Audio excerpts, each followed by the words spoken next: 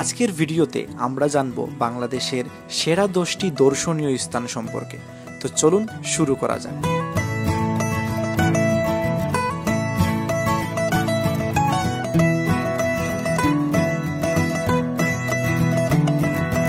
Number 10, 10 নম্বরে রয়েছে মাধবকুণ্ড জলপ্রপাত। বাংলাদেশের সবচেয়ে বড় জলপ্রপাত মাধবকুণ্ড। পাহাড়ি ঝর্ণার কলকল ধ্বনি আর সবুজ বনানী ভ্রমণকারীদের মুগ্ধ করে।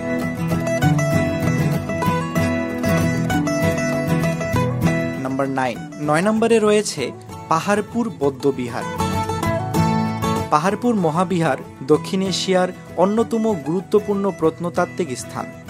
এটি ইউনেস্কো বিশ্ব ঐতিহ্যের অংশ, যেখানে প্রাচীন বৌদ্ধ সভ্যতার নিদর্শন দেখা যায়। নাম্বার 8 নম্বরে রয়েছে কুয়াকাটা সমুদ্র সৈকত। সূর্যোদয় এবং সূর্যাস্ত দুটোই একসাথে দেখা যায় কুয়াকাটা থেকে, তাই একে বলা হয় সাগর কন্যা। ভ্রমণকারীদের কাছে এটি এক অনন্য অভিজ্ঞতা। নাম্বার 7 নম্বরে রয়েছে রাঙামাটির কাপ্তাই লেক। কাপ্তাই হ্রদ পাহাড় ঘেরা নীল জলরাশি, ঝুলন্ত ব্রিজ আর নৌবিহার পর্যটকদের আকর্ষণের মূল কেন্দ্র। পাহাড় আর পানির এক চমৎকার মিলনস্থল এটি।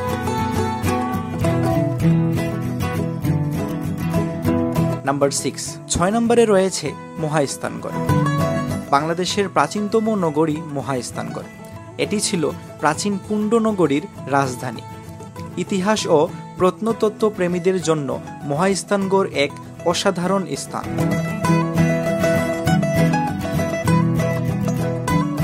নাম্বার 5 নম্বরে রয়েছে 60 গম্বুজ মসজিদ। ইউনেস্কো বিশ্ব ঐতিহ্যের অংশ 60 গম্বুজ মসজিদ। এটি বাংলার মুসলিম স্থাপত্যকলার অনন্য নিদর্শন, যা আজও পর্যটকদের আকর্ষণ করে। নাম্বার 4 নম্বরে রয়েছে সিলেটের জাফলং।